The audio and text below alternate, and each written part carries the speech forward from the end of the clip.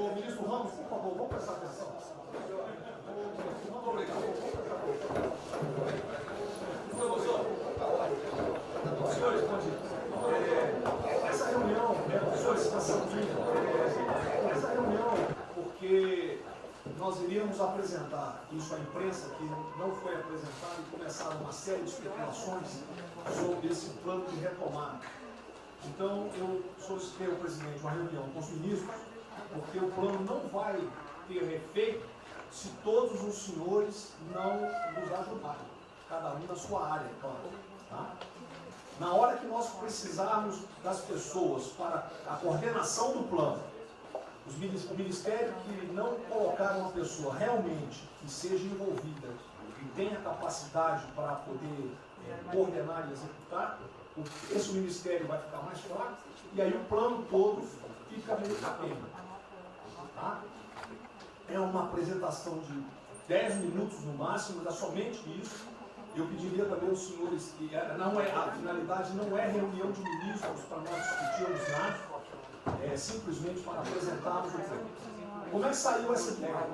Então, eu estava conversando com diversos ministros, entre eles Rogério Marinho, o Tarcísio, inclusive o nome do plano, eu roubei do plano do Tarcísio, né? Pedi autorização a ele e roubei. É um plano Marshall brasileiro. Né? E eu comecei a observar que tinha plano do Ministério de Desenvolvimento Regional, que a economia tem plano, que a saúde tem plano, e não estava havendo uma coordenação, uma sinergia. Então esse foi o motivo dessa reunião aqui. Eu vou procurar ser bem breve no objetivo. Por favor, passa para mim. Muito bom. Passou tudo, acabou. Então vamos acabar. Você está no fim, está errado, cara. Passa primeiro, muito bem. Os senhores podem observar o seguinte. Eu conversei com o presidente.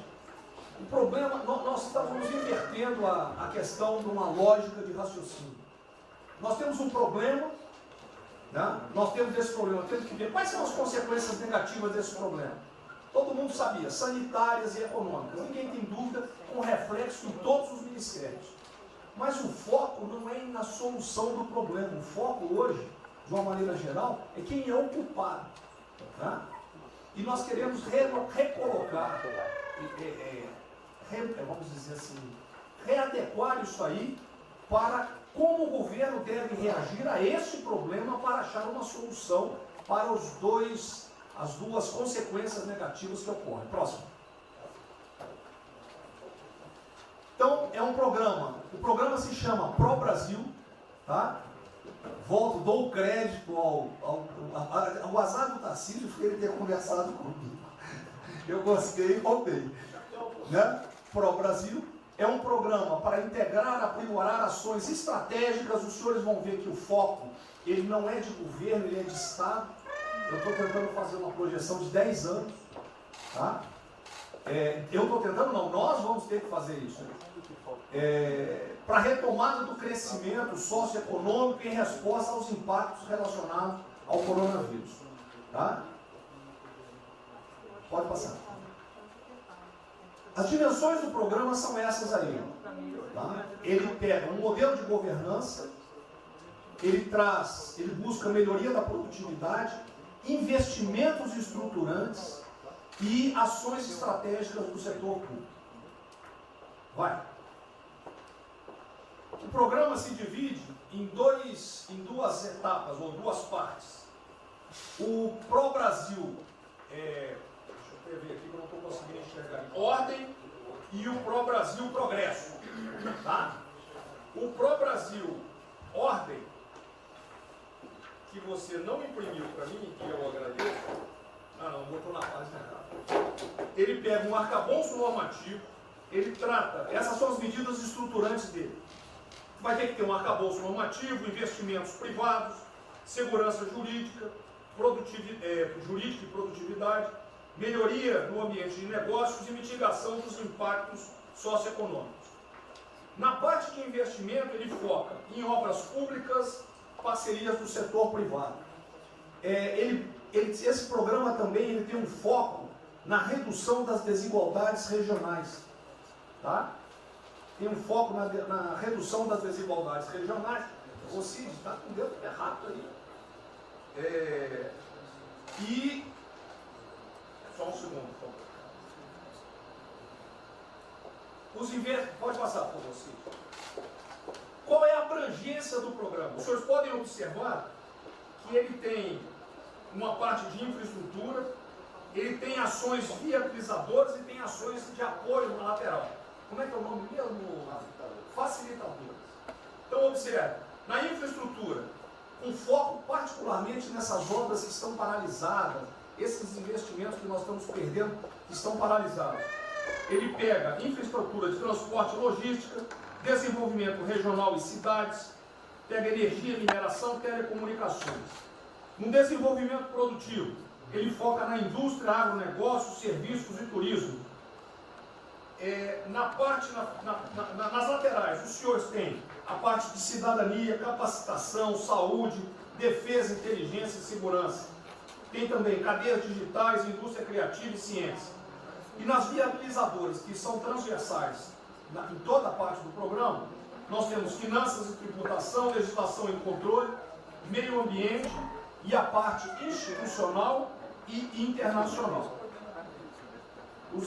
Qual é por favor, o nosso time frame que nós estamos pensando aí? A estruturação do programa.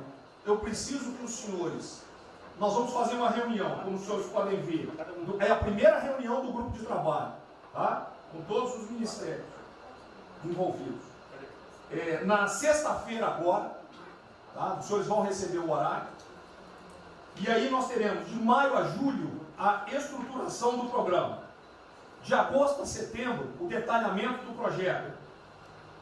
A partir de outubro, implantação em larga escala, tendo um foco prioritário naquelas ações que têm uma resposta mais imediata. Porque o brasileiro é o seguinte, na hora que nós lançarmos o programa, eles vão começar a cobrar resultado. Tá? Então eu tenho que ter alguma resposta para o público. E a efetividade dos processos de monitoramento, na realidade não está no final, ele está durante todo o processo. Tá? Passa mais um, sim. Volta. Aí. O horizonte do programa, se os senhores observarem, nós estamos pensando num horizonte, né, até 2020, na verdade até 2030. Tá? Mas uma primeira fase dele, ele é faseado até o final desse primeiro governo, mas com um planejamento que prossiga nisso aí. Esse é o foco do que o trabalho que os grupos vão ter que apresentar. Ok? Pode passar a última, por favor.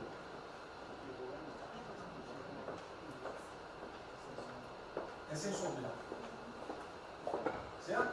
Só um layout para os senhores. Então, na sexta-feira, eu solicitaria que os senhores, quando enviassem os representantes, esses representantes já viessem com uma noção dos programas ou do que os senhores pretendem dentro dos ministérios de vocês. Uma primeira ideia, e nós vamos partir disso para elaborar isso aí. O trabalho não será feito aqui é somente uma coordenação. Cada ministério vai fazer e nós vamos coordenar. Presidente, é só isso. Vamos dar a palavra para o Guedes, com todo respeito aos demais, acho que é o ministro mais importante nessa missão.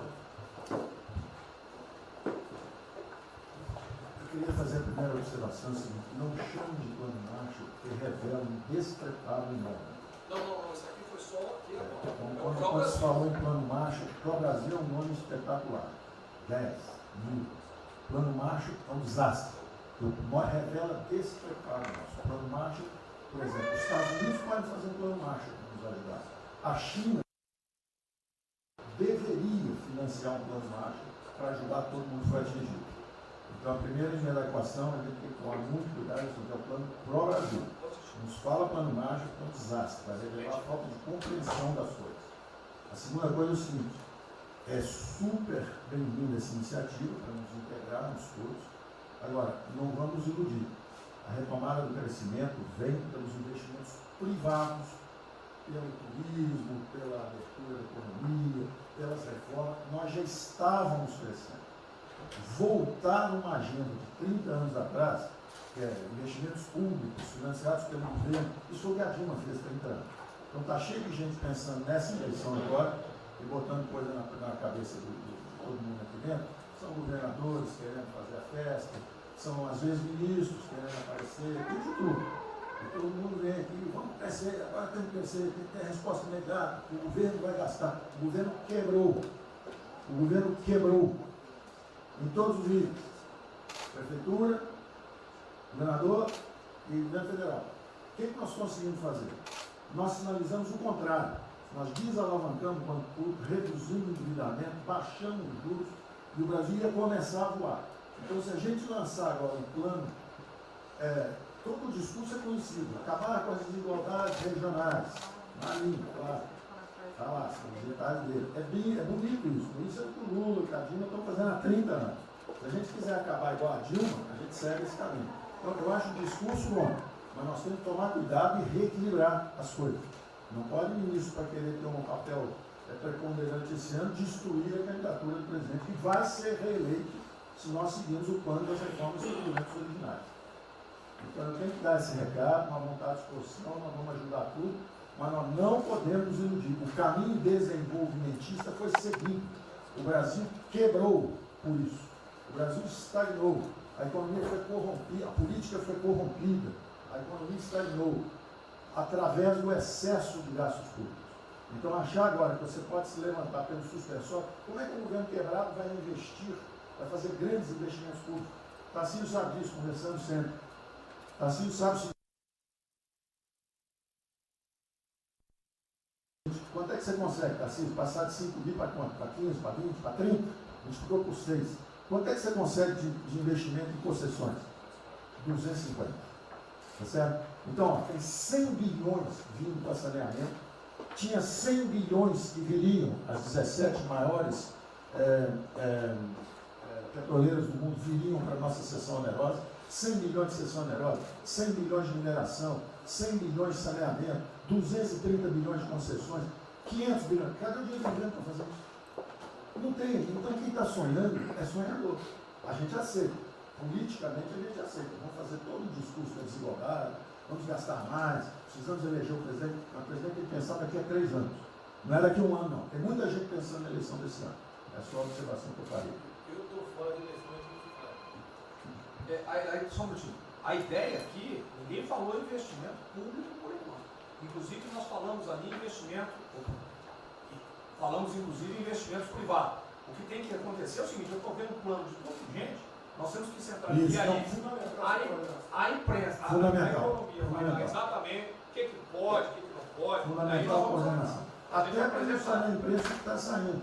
Que são na imprensa assim, plano Marshall e economia está fora. Quer dizer, alguém foi para a imprensa e falou: vê o plano Marshall ali, a economia está fora. Quer dizer, enfraquecer o nosso discurso num momento desse é uma tolice, é um atentado contra nós mesmos.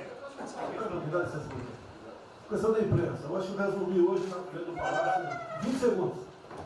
Eu não vou falar com vocês, que vocês vão deturpar, vocês inventam e potencializam. Tem que ser o papel de cada um, não pode um sair daqui no cantinho, foi mais ou menos. Não pode falar nada, tem que ignorar esses caras, 100%. Senão a gente não vai para frente. Tem que estar sendo pautado para esses pulhas. O tempo todo jogando um contra o outro. É a Pedro Cristina contra mim. Não pode jogar a Pedro Cristina, joga ela contra mim. O tempo todo. Tá? Então, se a gente puder falar zero com a imprensa, é a saída. Bom, eu vou ser muito rápido aqui, general. Primeiro, parabéns. É fundamental esse processo de coordenação e de centro de governo. Nós precisamos ter isso cada vez mais aprofundado e com melhor qualidade. Segundo, eu quero, não precisa, mas eu quero me somar a essa visão do ministro Paulo Guedes, porque vamos lá, nós recebemos o governo com 36 mil obras paradas, oriundas da onde? Do PAC. Só para lembrar. O Abraão tem não sei quantas mil creches. 3 mil creches paradas que somam nessas 36. Então, o que nós trouxemos para o Brasil e como é que nós começamos o ano? Eu vou lembrar, presidente, o senhor sempre disse, é muito triste ver um brasileiro chegar no exterior e ser recebido com o manto da desconfiança. Pois nós passamos, Paulo Guedes, o ano todo, Tarcísio, Tereza, Bento, o nosso ministro Marcos Pontes e outros, andando pelo mundo e fazendo o quê? Vendendo o Brasil. Terminamos o ano, lembra do número, 482 bilhões de investimentos para os próximos 20 anos. Uma boa parte, mineração, petróleo, por aí vai. Recebemos 90 bilhões de bônus de outorga. Nós temos 10 bilhões de dólares do governo da Arábia Saudita que precisa definir onde é que vai votar. Mas o príncipe autorizou.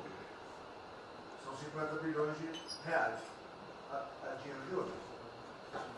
Então, eu tenho convicção de que nós temos que continuar fazendo o que a gente vinha fazendo. Ou seja, aprofundando a participação da sociedade.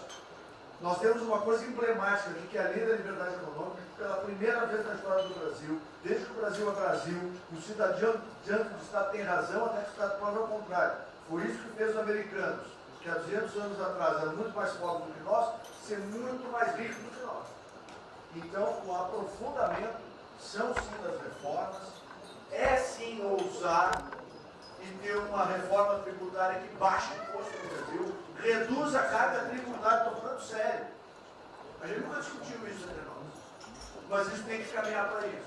Por quê? Porque aí nós damos fôlego à iniciativa privada para que ela faça o que tem que fazer e nós vamos ser mediadores desse processo. Apenas. E sinceramente, eu acho que todo o nosso esforço nos próximos dias tem que ser como é que nós mantemos a nossa linha, porque nós terminamos o ano, ministro Ernesto, ministro Tarcísio. O senhor foi recebido na Federação das Indústrias Alemãs com um slide que mostrava a 163 os caminhões atolados e a 163 pavimentado. E o presidente que coordenava aquele momento, eu estava lá lhe aguardando, voltando da Rússia, disse ao senhor, o que vocês brasileiros fizeram que nós não acreditávamos que vocês recuperaram a confiança e estão fazendo tantas transformações. Então, presidente, só para concluir, 100% nessa linha, mas que a gente não perca o foco original, porque por onde a gente estava caminhando, nós recuperamos a confiança externa e externa. Fomos acometidos de algo muito grave, que é uma doença, e que foi levado ao paroxismo da histeria, porque serve ao interesse de muitos, os mais variados, eu não vou aqui detalhar. Mas, sinceramente, temos que rapidamente voltar ao que nós estamos fazendo, porque nós estamos no caminho certo, e a prova disso é que todo mundo voltou a olhar o Brasil como esse. Bom, eu vou partir do princípio que todos que estão aqui são bem intencionados e querem bem o Brasil. Tá? Então, nós temos de teoria da conspiração e que ninguém quer solapar os alicerces da República nem abalar a administração do presidente Bolsonaro. E quero lembrar a todos que não existem verdades absolutas.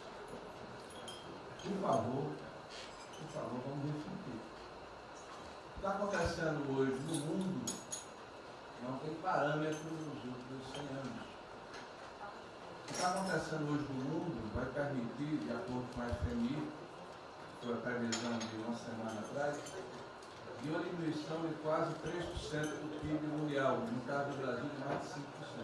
Não tem paralelo. Em situações extraordinárias, remédios extraordinários de forma circunstancial. Isso não significa que nós tenhamos a necessidade de implantarmos uma política permanente. O ministro Braga Neto está, na sua apresentação, ele estabelece, inclusive, um limite temporal e deixa claro que é uma política de Estado. O que eu peço é que nós tenhamos aqui as mentes abertas e que os dogmas, quaisquer que sejam eles, sejam colocados de lado nesse momento. Porque os governos do mundo, certamente, têm a capacidade de entender o que está se passando. Eu tenho visto governos extremamente liberais preparando um programa de reconstrução, levando em consideração a necessidade de que o Estado Nacional passe a ter um papel diferente como tomador de risco nesse momento em que há uma queda abrupta da liquidez. O ministro Onyx fala com muita propriedade da Arábia Saudita dos 10 bilhões de dólares.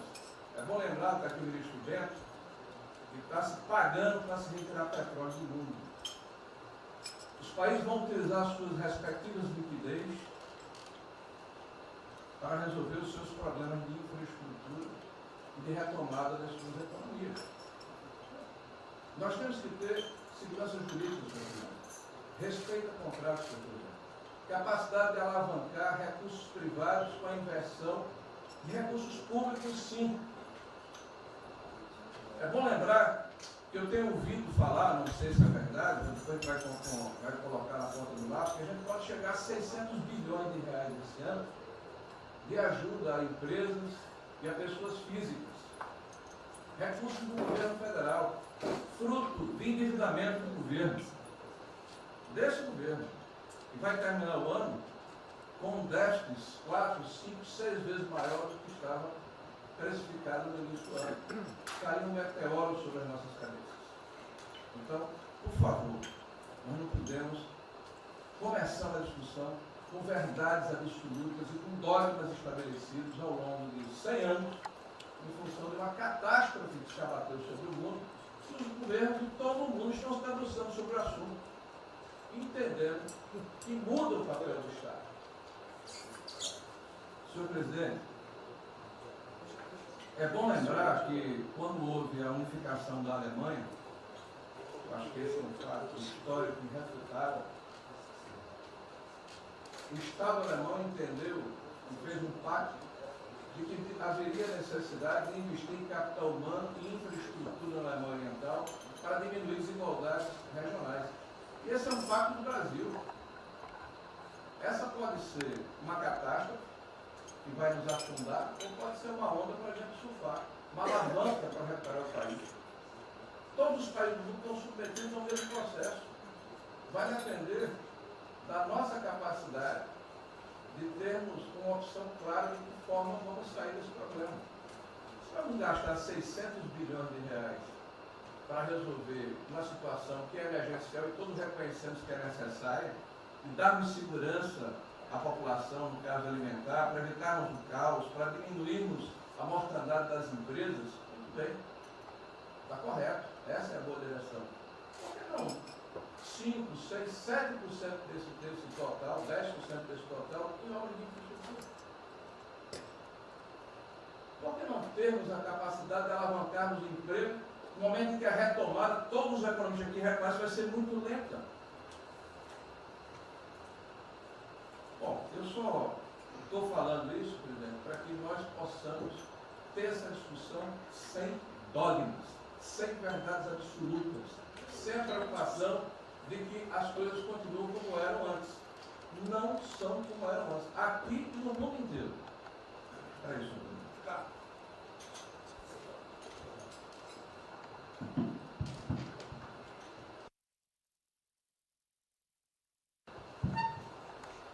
Presidente, estava assistindo atentamente a apresentação do colega Wilson Braga Neto.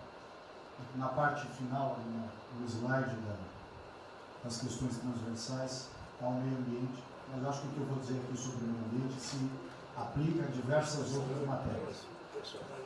Nós temos a possibilidade, nesse momento que a atenção da imprensa está voltada quase que exclusivamente para o Covid e daqui a pouco para a Amazônia, o general Mourão tem feito os trabalhos preparatórios para que a gente possa entrar nesse assunto da Amazônia um pouco mais calçado, mas não é isso que eu quero falar.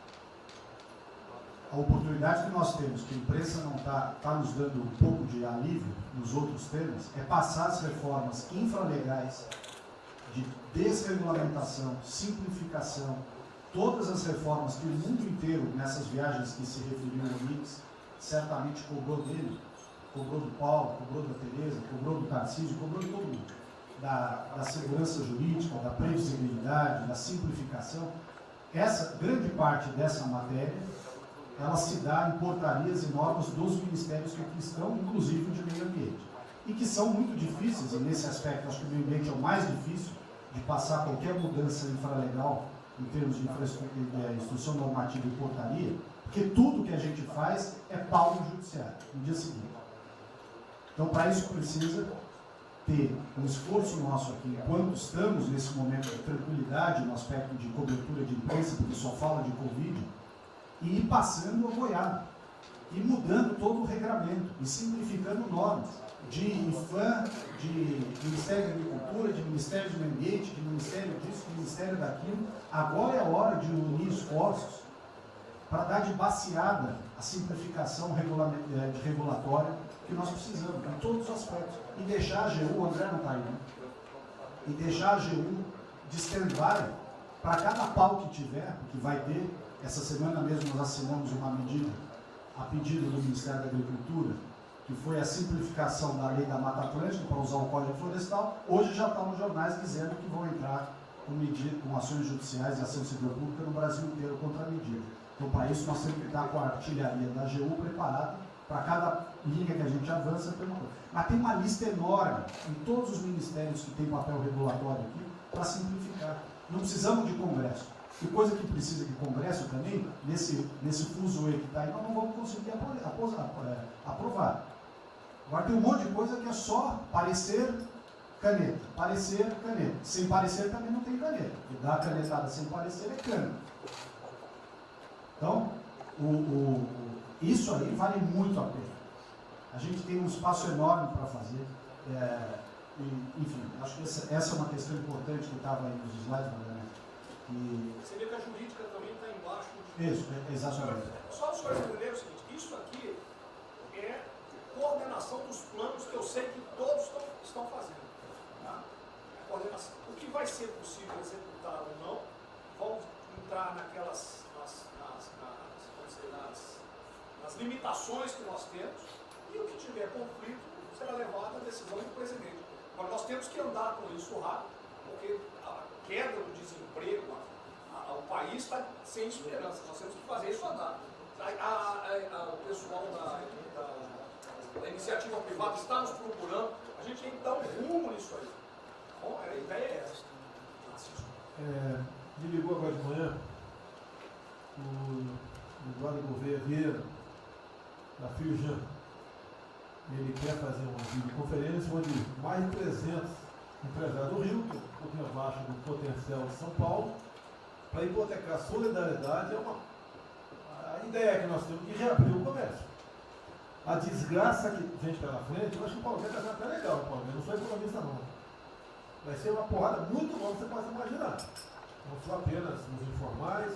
Eu acho que bateu a 10 milhões de carteiras assinadas por saco. E os governos estaduais não tem como pagar salário. Não tem. Maio, metade do estado não tem mais como pagar salário mais. A desgraça está aí. Eles vão querer empurrar essa trozoba para cima da gente. Esse pessoal aqui do lado vai querer empurrar.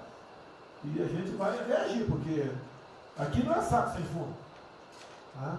Então essa preocupação vamos ter. Paralelamente a isso, tem o AB da vida, enchendo o saco do Supremo, para abrir processo de impeachment, porque não apresentei meu exame de vírus, essa frescurada toda. E todo mundo tem que estar ligado. Não é apenas cuidar do seu ministério nessas questões que estamos tratando aqui, é tratar da questão política também. Tá certo?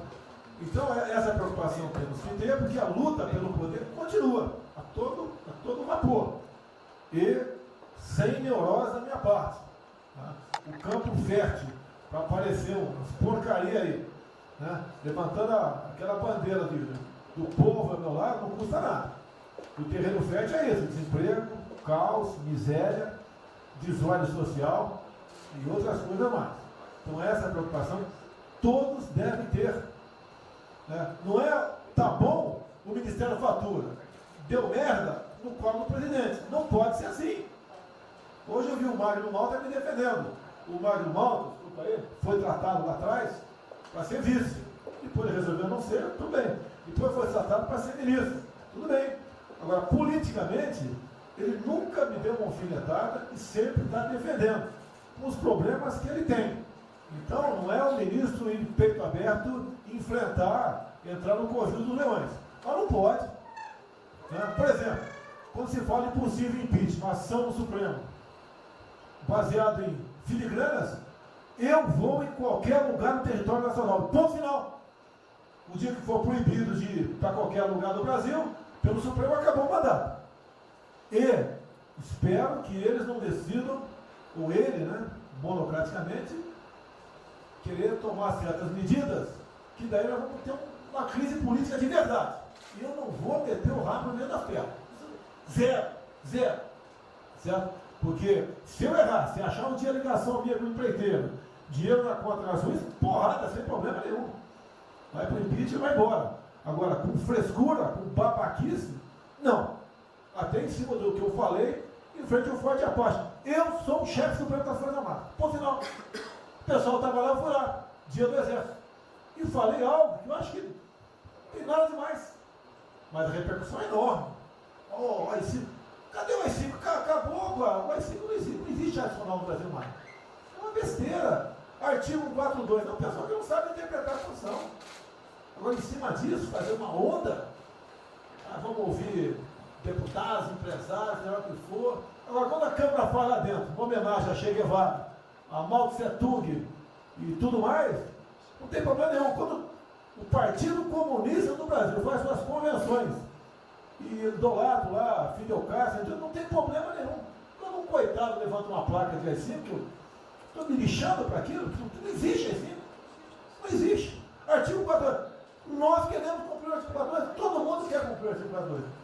É haver necessidade, qualquer dos poderes pode, né, pedir às Forças Armadas que intervenham para restabelecer a ordem no Brasil, naquele local, sem problema nenhum. Agora, todos, né, têm que se preocupar com a questão política e aquele direito, tira a cabeça da toca, porra. Não vai ficar dentro da toca o tempo todo, não. Estou bem, estou cuidando da minha imagem, a minha imagem está aqui, eu sou bonitinho, e o requisito todo, não, tem que fazer essa parte.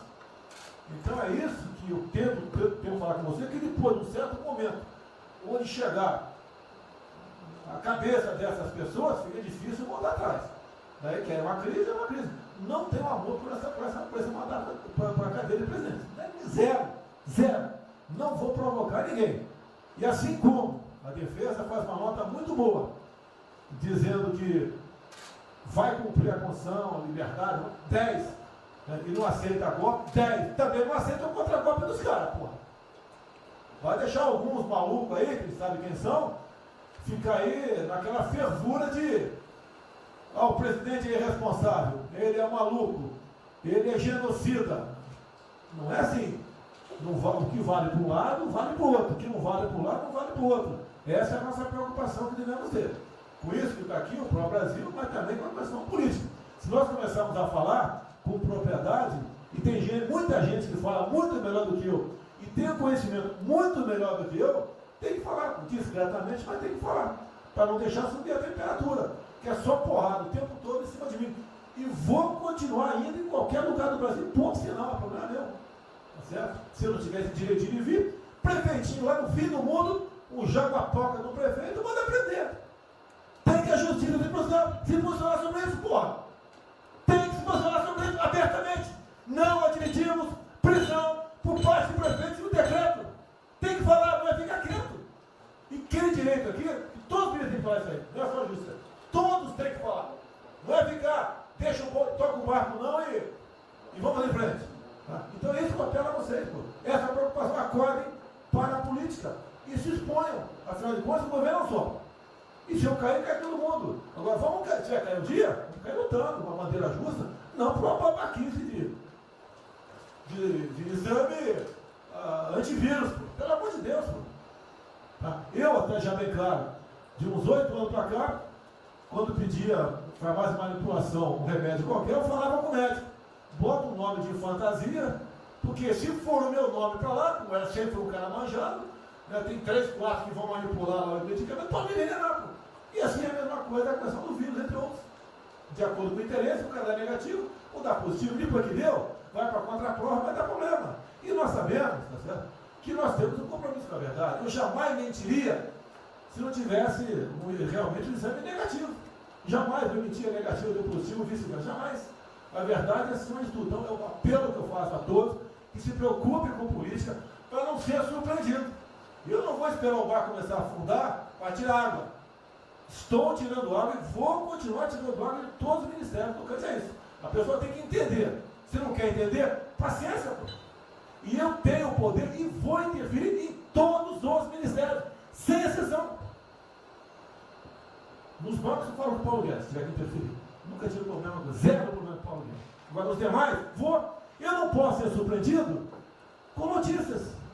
Pô, tem o APF que não me dá informação. Eu tenho as inteligências das Forças Armadas que não têm informações. A BIM tem seus problemas, tem algumas informações. Só não tenho mais porque está faltando, realmente, temos problemas, aparelhamento, etc. Mas a gente não pode ver essa informação. Quem é que nunca ficou atrás da porta ouvindo que seu filho ou sua filha está comentando? Tem que ver, depois que ela engravida, não adianta falar com ela mais. Tem que ver, depois que o moleque encheu os conos de droga, não adianta mais falar com ele, já era. E a informação é assim. Eu estava vendo, estudando aqui semana aqui, como é que o serviço chinês secreto trabalha nos Estados Unidos. Qual a preocupação nossa aqui? É simples, né, irmão? Ah, não deve falar publicamente. Deve falar como? Está todo mundo vendo o que está acontecendo?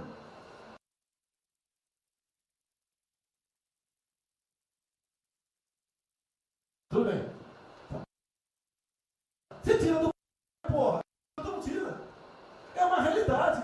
Não adianta esconder mais, tapar o sol com a peneira. Vai em alguns ministérios, tem gente desespantada aqui dentro. Então não quer pregar. Zero.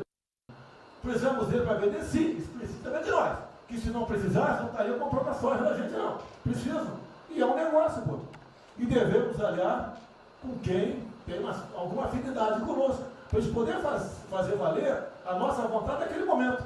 Não adianta se esconder aqui, depois tem um problema, daí liga para o tio, fala, pô, cara, você me ignorou até hoje. Você só não me chamou de imperialista, igual a esquerdalha e o FHC falava no passado. No resto, agora não dá mais. Então essa é a preocupação que temos que ter. A questão estratégica, que não estamos tendo. E me desculpe, o serviço de informações nosso, todos, são uma vergonha. Uma vergonha. Que eu não sou informado. E não dá para trabalhar assim. Fica difícil. Por isso, vou interferir. E ponto final, pô. Não é ameaça, não é extrapolação da minha parte. É uma verdade. Como eu falei, né? Dei os ministérios para os senhores. O poder de veto. Mudou agora, tem que mudar. E eu quero realmente governar o Brasil. Nós precisamos de todos aqui, como disse o Marinho, né? Aqui é o mesmo barco. Se alguém cavar no porão aqui, vai todo mundo para o saco aqui, vai todo mundo morrer afogado. Então é isso que a gente precisa. É pensar além do que tem que fazer internamente aqui. Quando eu explodi em metro, conversei com o Paulo Guedes. Desculpa a linguagem, é uma putaria. Putaria em metro. Trocar tacógrafo, trocar taxímetro, botar chip na bomba de combustível. Putaria, igualzinho tomar 3 pinos. Está muito bem agora, vai precipitar uma porrada. Ah, botou um coronel. Pô, ele é formado pelo INE. Eu ia botar um coronel, você vai ter uma formação.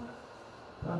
E assim nós devemos agir. Como está discutindo agora, IFAM, né? Está lá vinculado à cultura. Eu fiz a cagada em escolher, não escolher uma pessoa que tivesse também outro perfil. Uma excelente pessoa que está lá, tá? Mas tinha que ter outro perfil também. IFAM para qualquer obra no Brasil. Compara do Luciano Hang. Encontra lá um cocô petrificado de índio, para a obra. Para a obra. O que tem que fazer? Alguém no IFAM que resolva o assunto. E assim nós temos que proceder. E assim, cada hora, como eu falei da Tereza Cristina, que mudou a questão normativa, revogou a questão normativa, ajudou 400 mil pessoas no Vale do Ribeira, parabéns. Assim são outras decisões. A questão de armamento, tá? As questões de... por quê? Espera aí. Ministro da Justiça, por favor. Foi decidido há pouco tempo que não podia botar algema em quase ninguém. Por que estão botando algema em cidadão que está trabalhando, ou mulher que está em praça pública, e a justiça não fala nada? Tem que falar, pô! Vai ficar quieto até quando? Ou eu tenho que continuar me expondo? Tem que falar, botar para fora, esculachar. Não pode botar algema. Decisão do próprio Supremo. E vão ficar quietos até quando? Estão humilhando o nosso povo, porque isso está crescendo. O pessoal fica apontando para mim, votei em você fazer alguma coisa. votei em você para você tomar decisões, para você brigar. E é verdade. Eu estou me lixando com a reeleição. Eu quero mais que alguém seja eleito, se eu vier candidato, tá? Eu quero ter paz no Brasil, mais nada. Porque se for na esquerda, uma porrada de vocês aqui tem que sair do Brasil, que vão ser presos. E eu tenho certeza que vão me condenar por homofobia, 8 anos por homofobia. Ele inventa o racismo, como inventaram agora por Von Traub. Desculpa usar a palavra. Puta que eu pariu. O Von Traub pode falar uma merda do mundo, mas racista. Vamos ter que reagir, pessoal. É outra briga. Tem que ser um governo com altivez. Se expor, mostrar que nós temos o povo do nosso lado. Que nós somos submissos ao povo. Nós queremos realmente, é como disse, se não me engano, Margaret Thatcher, né? Ou Reagan, não sei, para ter conduzido pela porra brasileira, ponto final. Onde o povo está, vamos estar juntos. Eu não convidei ninguém para ir para frente do Forte Apache. Ninguém, zero. Estava na casa do meu filho, fiquei sabendo, vou para lá. A empresa está falando agora que não sei, 2 ministros militares aí não aceitaram o meu convite. O dia que ou eu convido o ministro para o churrasquinho em casa, eu pago a missão. Eu vou pagar a missão. A missão for absurda, o ministro falou, tchau, tô fora. Tá certo? Ou vai e fica puto, mas vai, pô. E jamais eu vou pagar uma missão escrota para quem quer que seja. Nem no quartel fazer isso com recruta, nem no quartel. Tá certo? Quem tirar o nosso convívio aqui, que é muito bom, partir para essa linha. Não estamos em desespero, nós estamos bem. Não somos acusados de desvio, de corrupção, nada, tá zero. Temos problema pela frente. Vamos tentar solucionar. Eu tenho conversado com vários ministros. E vamos solucionar. Porque o destino do Brasil está na mão desse grupo privilegiado que está aqui. E eu não seria nada sem vocês. Vocês não seriam ministros sem eu. Duvido. Dificilmente eu tenha sido ministro se tivesse Haddad aqui. Eu duvido. Podia aceitar por alguns dias, né? Depois ver a sacanagem que ia ser. Não ia ser diferente do que foi os 2 anos anteriores do PT. Né? Ia pedir para sair. Então, um apelo para vocês. Todo mundo se preocupa com o futuro do Brasil, com a questão política. Criticar um ato de uma pessoa ou outra não é criticar o Congresso ou de criticar o Supremo Tribunal Federal. Quem não ficou revoltado, viu o Moro ficou revoltado com a liberdade desse pessoal. Por causa de vírus, botou esse estuprador para fora. Imagine ter estuprado uma filha nossa, um filho da puta desse posto de liberdade. Nós temos que colocar no lugar dessas pessoas, desse pai que tem a filha estuprada, aí os vagabundos foi posto na rua. Pode ter decisão, foda-se quem seja, tem que jogar pesado em cima disso. Não é um desabafo, pessoal, é uma realidade. O nosso barco está indo, mas não sabemos ainda, no momento, dado o último caso, vírus, para onde é nosso barco. Pode estar em direção ao iceberg. A gente vai para o fundo. Então vamos se ligar, vamos se preocupar. Quem de direito se manifesta com altivez, com palavras polidas, tá? Mas coloca uma posição. Porque não pode tudo veio para a minha retaguarda, tudo. Tá? E vocês têm que apanhar junto comigo. Logicamente, quando tiver motivo para apanhar. Ou motivo para bater.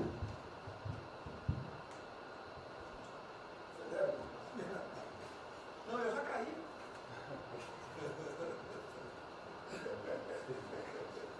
Já foi ministro Moro que falou. A sequência aqui é o seguinte: o ministro Moro, Montezano, o Nelson e o Paulo Guedes. Aí eu pediria só aos senhores que fossem breves. Você também. Paulo Guedes quer uma política e quer cobrar os raios. Depois do Moro. Bem, a primeira questão do que eu registro do meu elogio, certo que ele tem que ser preenchido aí nos detalhes, existem as questões econômicas a ser resolvidas lá pelo Ministério da Economia, a ser trabalhado também com as outras áreas econômicas. Só faria uma sugestão aqui, ministro, se pudesse colocar desde logo, em algum momento desse plano, alguma referência importante também à segurança pública e a controle da corrupção. Foram 2 temas centrais, né, nas últimas eleições, e são 2 temas que, embora, claro que o plano vai ficar sujeito aí ao detalhamento necessário, mas acho que é importante ter uma referência inicial para não parecer que nós estamos descurando desses aspectos específicos. Nós não entramos em detalhes, porque isso aqui, os senhores viram que todos os ministérios praticamente responderam. Isso aí, para mim, viria no detalhamento do Ministério, mas eu acho que politicamente cabe. Não, sim. Não, eu entendo que cabe no detalhamento, mas acho que uma referência, né, seria interessante. Tem que apontar também que foi uma vitória do governo, do presidente. No ano passado houve uma queda expressiva desses principais indicadores criminais. Isso, embora seja mais vinculado com a questão da vida e segurança das pessoas, também é um fator importante para o investimento econômico, para também melhorar o ambiente econômico. E o controle da corrupção também é pressuposto. Né? Eu faria exclusivamente essa sugestão específica. Muito obrigado. Já está anotado. Lucas, ministro, primeiramente, parabéns. Acho que é um momento oportuno para a gente começar a falar. Do dia seguinte. O próprio ministro Guedes, nas discussões que temos tido nas últimas semanas, tem nos orientado. O BNDES foca na reconstrução, foca no dia seguinte. Porque a crise de saúde vai demorar alguns meses e a reconstrução muito mais meses do que isso. Então é muito oportuno a gente já começar a discutir isso. Segundo, aqui eu subscrevo as palavras do ministro Salles. O que a gente tem observado nos projetos e concessões, etc., uma parte crítica, essa legislação para o funcionamento da máquina pública. É um momento muito oportuno para a gente aproveitar isso. Isso faz uma baita diferença no preço de um projeto, na velocidade, faz muita diferença. Então, eu subscrevo aqui as palavras do ministro Salles. E, por último, ministro, quando eu assumi o banco em julho, o banco estava montado como uma fábrica de empréstimo. O banco, durante 15 anos, foi uma fábrica de empréstimo. De julho até hoje, a gente fez uma reestruturação completa no banco, montando o que eu acredito hoje ser já o maior banco de investimento do Brasil em pessoas, e um banco de investimento de serviços focado em planejamentos econômicos setoriais e estruturação de projetos. Tá? O banco já está atuando dessa forma. Temos um vasto conhecimento setorial, um vasto conhecimento de planejamento, já está rodando a contento, e esse BNDES de hoje se parece muito mais com o BNDES de 20 anos atrás. Era o BNDES que planejava e estruturava esses projetos para o Brasil. Então eu queria colocar aqui à sua disposição que nos une. Estamos a serviço, então o que o senhor achar adequado e razoável, tanto no fornecimento de informações, mas como também nesse planejamento, na coordenação, temos já um modo operante, uma estrutura que é plug and play. Se o senhor quiser usar, já está pronta para rodar para esse tipo de mapeamento e estruturação de projeto. Então, por favor, sinta-se bem à vontade de usar integralmente aqui na coordenação desse projeto, caso o senhor entenda adequado. Tá? Tiago. Nelson. Bom, estou chegando aqui, então é importante que eu coloque para você como é que a gente vai trabalhar. A saúde é fundamental, porque enquanto a gente não mostrar para a sociedade que a gente tem o controle da doença, da saída dela, qualquer tentativa econômica vai ser ruim, porque o medo vai impedir que você trate a economia como uma prioridade. Então, controlar a doença hoje é fundamental. E controlar a doença não significa que a gente vai curar a doença em uma semana, mas que a gente não é um barco à deriva e que a gente tem uma estratégia para trabalhar essa doença. Então, são três coisas que a gente vai trabalhar. Primeiro, a informação, para entender o que é a doença, qual é a evolução dela, como é que está a infraestrutura para cuidar da doença. Porque um dos grandes problemas que a gente tem hoje, se a gente olhar o Brasil hoje, ele é um dos melhores países em número em relação à mortalidade. O que assusta é você ver que o hospital não consegue atender, a gente no frigorífico, a gente está abrindo cofre em algum lugar para enterrar, e isso traz medo. E o medo impede que qualquer outra atividade tenha sucesso. Porque enquanto isso não for sanado, o restante vai ter muito pouca chance de ser comprado pela sociedade. A segunda coisa é estruturar a operação de cuidado. Então a gente vai investir em logística, vai investir na parte de compra e tentar melhorar o processo. Por quê? Porque se eu tiver os hospitais funcionando, eu vou ter os pacientes tratados, eu não tenho a sensação da crise, o medo melhora e o restante pode entrar. E a terceira coisa é a gente deixar claro um programa de saída do isolamento e do distanciamento. Não é que vai sair amanhã, mas a gente tem que ter um planejamento. Porque aí a gente realmente mostra que a situação está na nossa mão. Pode ser que demore um pouco, mas a gente está controlando esse processo, que a gente não está sendo um barco à deriva. Então, basicamente, eu queria falar para vocês, essa é a forma como a gente vai tratar, e a gente vai estar interagindo com todos os ministérios que forem necessários, para que isso aconteça da forma mais rápida possível. Basicamente é isso, é um prazer estar aqui com vocês. Ontem eu liguei para o diretor-geral da Polícia Rodoviária Federal. Chegou ao meu conhecimento uma nota que era dele sobre o passamento de um patrulheiro. E ele enfatizou que era por 2019. Eu liguei para ele, por favor. O que mais? Ele era obeso, era isso, tinha comorbidades. Mas ali na nota dele só saiu por 19. Então vamos alertar aquele direito do respectivo ministério, pode botar Covid-19, mas bota também, fibrose, um montão de coisa, não pensa esse negócio, tem um montão de coisa lá. Para exatamente não levar um medo à população. A gente olha, morreu um sargento do exército, por exemplo. A princípio é um cara que está bem de saúde, né? Um policial federal, né? Seja lá o que for. E isso daí não pode acontecer. Então pede esse cuidado dos colegas, né? A quem direito do respectivo ministério, que tem alguém encarregado disso, né? Tomar esse devido cuidado para não levar mais medo ainda para a população. Você perguntou, nossa, aí perguntou quanto tempo levaria para mostrar o plano, alguma coisa. Eu acredito que. Não, nós já conversamos hoje. Não, nós já conversamos hoje sobre isso. O COP está montando junto com a saúde. Tá? Eu não posso dizer. A gente está trazendo recurso para poder acelerar esse processo, porque na verdade a gente está correndo muito tempo. Enquanto a gente não conseguir controlar a percepção que a gente hoje tem condição de cuidar das pessoas, vai ser difícil. Né? E o problema da doença é que você pega um sistema que, se você falar em eficiência, os hospitais têm que ser eficientes. Então, quando você fala em eficiência, você vai quase no limite do cuidado. Você não tem sobra, você não tem gordura. Quando você pega uma doença que chega, que é muita gente ao mesmo tempo, você não consegue ter agilidade para preparar o sistema para cuidar dela. E a gente tem um problema adicional que a gente tem que tomar cuidado, que é o seguinte: quando você tem os hospitais com você tem muita gente falando de Covid, os hospitais estão diminuindo muito o atendimento, o que significa que eles vão ter problema financeiro. Se isso prorroga, esses hospitais vão ter cada vez mais dificuldade, você vai poder ter um hospital mais sucateado, um hospital fechado. O que está acontecendo hoje? Vamos botar em números hoje. A gente tem 4 milhões de pessoas hoje com a Covid. O Brasil hoje tem 212 milhões de pessoas. Tem 208 milhões que não estão tendo a atenção necessária. Você tem câncer, cardiovascular, isso tudo está represado, a demanda é reprimida. Quando você controlar a Covid, o não Covid vai chegar com tudo. Você pode pegar uma estrutura sucateada.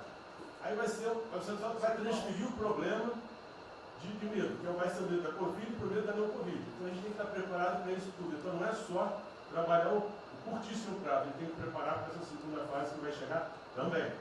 Isso tudo a gente está fazendo, só para vocês saberem que a gente está pensando nisso tudo, só para vocês saberem que está tudo trabalhando. Como o ministro Tarcísio, eu pediria as senhores que fossem bem breves. Não, já não tem jeito.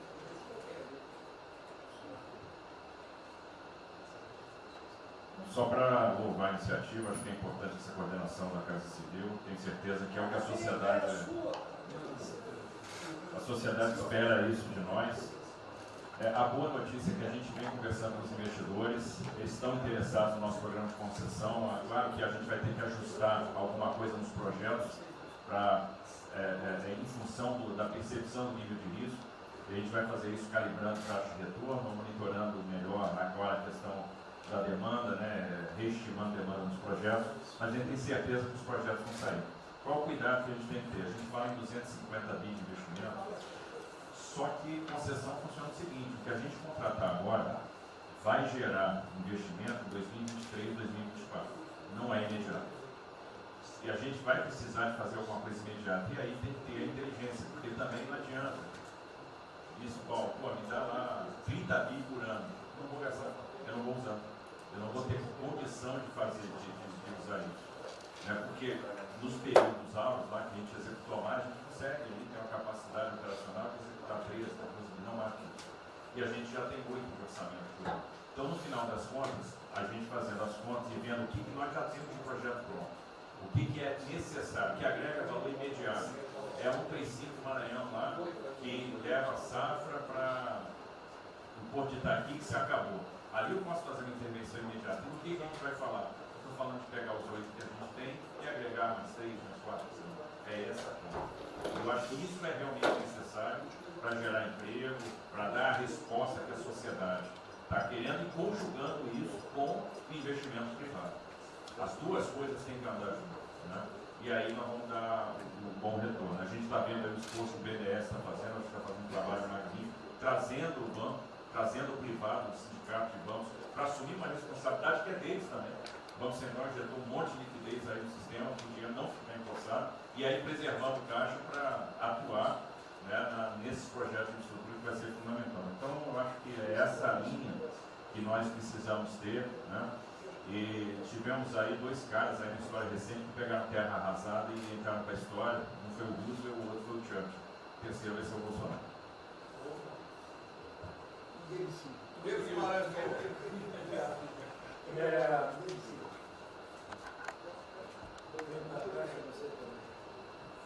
Peço aos senhores que sejam breves.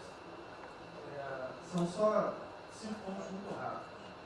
Primeiro, presidente, o maior programa da história do mundo de inclusão social, digital, que nós estamos fazendo nesse governo, pessoas que tomavam dinheiro a 25% ao mês.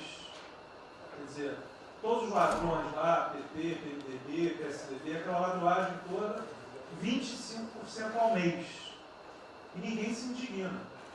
Esse governo que se indignou, o governo dos liberais. Então, assim, acho que a gente está com problemas narrativos. Hoje de manhã, por exemplo, o pessoal da Band queria dinheiro. O ponto é o seguinte, vai ou não vai dar dinheiro para Bandeirantes? Ah, não vai dar dinheiro para Bandeirantes? Passei meia hora levando porrada, mas repliquei. E falei, olha, vocês estão em casa? Eu tenho 30 mil funcionários na rua. Não tem esse negócio, essa frescurada de home office. Eu já visitei 15 agências. E você em casa? Aí o pessoal ficou um pouco mais calmo. Quer dizer, eu posso ter 30 mil brasileiros nas agências lá. Sabe quantas pessoas a Caixa está pagando hoje? 7 milhões de pessoas. E todo mundo home office. Que porcaria é essa? Desculpa o meu ponto, presidente. Quando o senhor falou, eu vou me emocionar. O Luiz Lima, que nadou com meu pai, foi atleta olímpico, teve a esposa e a filha de 14 anos presa ontem, no Camburão. Que porra é essa? Desculpa. Que porra é essa? O cara vai pro Camburão com a filha, que se fosse eu, ia pegar minhas 15 armas e ia dar uma... Eu ia morrer. Porque se a minha filha fosse pro Camburão, eu ia matar ou morrer. Que isso? Estava nadando, é uma atleta olímpica. Você tira a pessoa está nadando com 14 anos. Eu tenho uma filha Maria de 14 anos. Se a minha filha fosse pro Camburão, ou eu matava ou morria. Que isso? E a esposa do Luiz Lima nem usou o fato de ser esposa do deputado federal. Mas assim, foi calado, saiu e calado. aquele governador roubando para a direita, está tudo quanto é lado. Então o governador rouba, aí ele sai prendendo todo mundo e fica tudo isso por isso mesmo. Aí a gente faz o maior programa da história da humanidade de inclusão de pessoas que recebiam 25% ao mês, cobrado. PSDB, PT, PMDB, aquele grupo todo. Na hora de privatizar, todo mundo, com 200 milhões, 300 milhões, tem vice-presidente da Caixa que eu expulsei, dos 120, 105 eu tirei. E se o senhor precisar, obviamente, meu chefe, o ministro Paulo Guedes, ele decide. Não tem problema. Inclusive, porque o que acontece? Se roubar, eu vou ligar para o ministro Moro para prender. Agora, se precisar de um diretoria, não sei o quê, desde que sejam honestos, o ministro Paulo Guedes é que decide, etc. Mas dos 120, eu tirei 105. E na Caixa, não tem desonestidade, até onde eu saiba. Mas, assim, eu acho que a gente está levando muita porrada, presidente. E, de novo, não estou dizendo de ninguém daqui, não. Só leva porrada. Agora, tem limites. Desculpa, todo lugar que eu vou, as pessoas normalmente são educadas. Mas a paciência chega no limite, obviamente não dessa maneira. Eu acho que tem um ponto. Nós estamos emprestando 154 bilhões de reais, mas só um ponto que eu acho importante. Tarcísio é super meu amigo e ele é muito esperto. Qual que é o grande ponto que a gente tem que evitar? O cara está quebrado. Já estava quebrado antes e quer lançar um adesivo. Então, assim, claramente tem que ajudar, eu concordo. Tanto que nós emprestamos 43 bilhões de reais para o segmento imobiliário. 1,5 milhão de pessoas deixaram de ser demitidas. Agora não é para todo mundo, não. Aquela empresa que já estava quebrada antes, por que a gente vai dar manezinho? Então, este ajuste fino é importante, os bancos têm que fazer. Por quê? Último ponto que eu falo. Já estou sendo processado também, vou mais de 2 juntos para a cadeia, por causa do auxílio emergencial. Sabe o que tem? Tem gente do TCU dizendo que a gente está ganhando muito, e tem gente dizendo que a gente está ganhando pouco. Ferrou. Ou seja, tem gente querendo me prender porque está dizendo que a gente está ganhando muito. E tem gente querendo me prender, que são aqueles caras lá que estavam antes, ganhando pouco. Vão acabar sendo presos, mas o que a gente não vai fazer? Deixar 30, 40, 50 milhões de pessoas passarem fome. Então, é só o meu recado dizendo o seguinte: a Caixa, o Banco de todos os brasileiros. Poxa, a gente está com 30 mil pessoas. Eu passo ligando, 45 pessoas na Caixa tiveram coronavírus. 2 faleceram, um, na verdade, com 70 anos, já estava aposentado, e outro. A pessoa, eu chorei mais do que a pessoa, a mãe.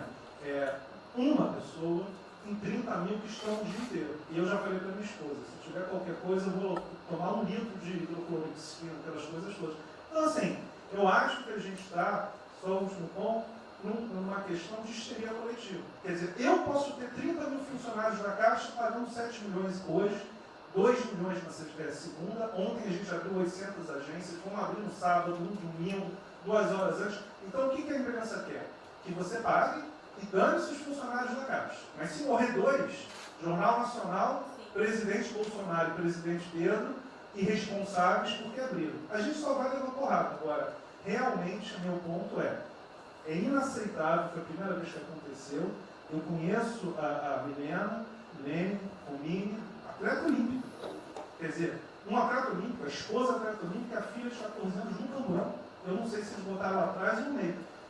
E aí você solta o estuprador, então eu acho que realmente tem uma questão. De novo, eu quero só reforçar uma coisa. O ministro Moro, em um dia, resolveu um problema muito importante. Muito obrigado, ministro. O que aconteceu? Os guardas, né, os que ficam dentro da agência, não poderiam, pela legislação, ir para fora. O que aconteceu? O ministro, 5 horas, resolveu o problema. Então, nos próximos 90 dias, os atendentes da Caixa Econômica Federal, os guardas, vão poder ir para fora para ajudar a fila. Né? Ou seja, tem uma fila, tem 250 agências e tem 500 pessoas na fila. E aí, com a ajuda do ministro Moro da Polícia Federal, eles emitiram uma portaria. Então, só para finalizar, quero agradecer, ministro. É um registro aí, até foi fácil de resolver, foi a Polícia Federal que resolveu. Ministro Ernesto, por favor. Volta a pedir essa questão para eles. Obrigado. Rapidamente, sobre o plano. A dimensão internacional do plano, evidentemente, é fundamental, já está ali contemplado. Eu queria mencionar o seguinte: eu acho que é fundamental que essa dimensão internacional não seja simplesmente uma adaptação nossa ao cenário internacional, mas que ela leve em conta a capacidade que o Brasil hoje tem de influir no desenho de um novo cenário internacional. Eu estou cada vez mais convencido que o Brasil tem hoje as condições, que a oportunidade de se sentar na mesa de 4, 5, 6 países que vão definir a nova ordem mundial. Um dia, na conversa do presidente com o primeiro-ministro, o indiano disse que vai ser tão diferente o pós-coronavírus, o pré, quanto o pós-segunda guerra, o pré. Eu acho que é verdade, e assim como houve um Conselho de Segurança que definiu a ordem mundial, 5 países depois da Segunda Guerra, vai haver uma espécie de novo Conselho de Segurança, e nós temos dessa vez a oportunidade de entrar nele e acreditar na possibilidade do Brasil influenciar, ajudar a formatar um novo cenário.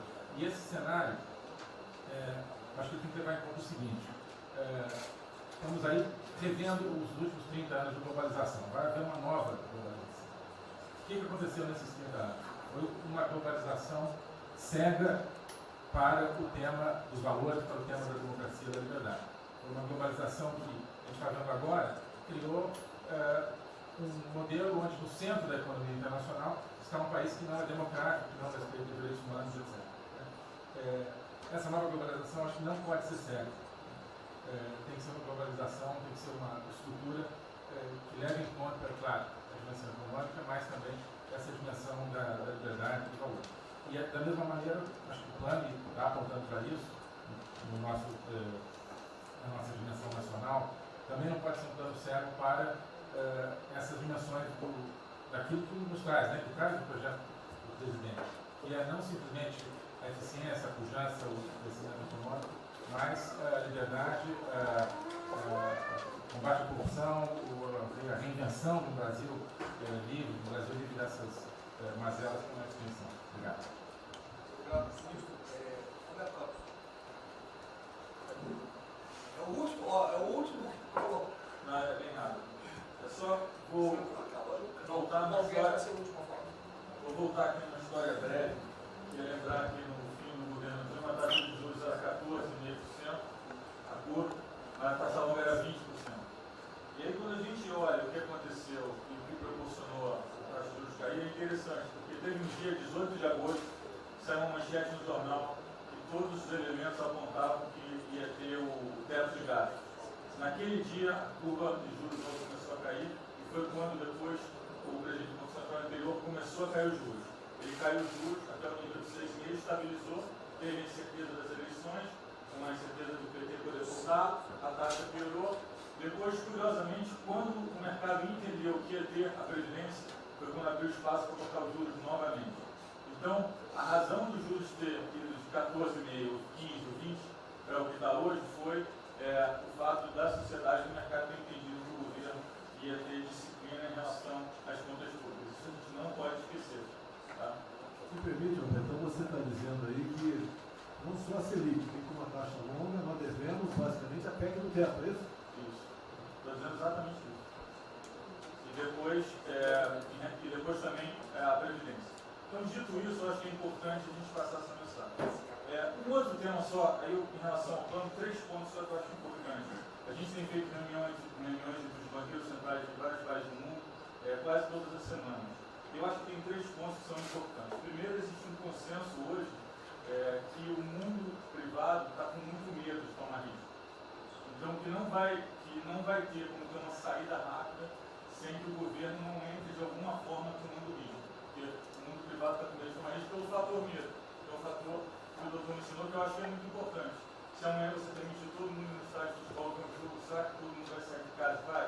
Qual é o fator medo? E o fator medo é interessante porque quanto mais informação você tem, mais medo você tem. Porque a mídia joga medo.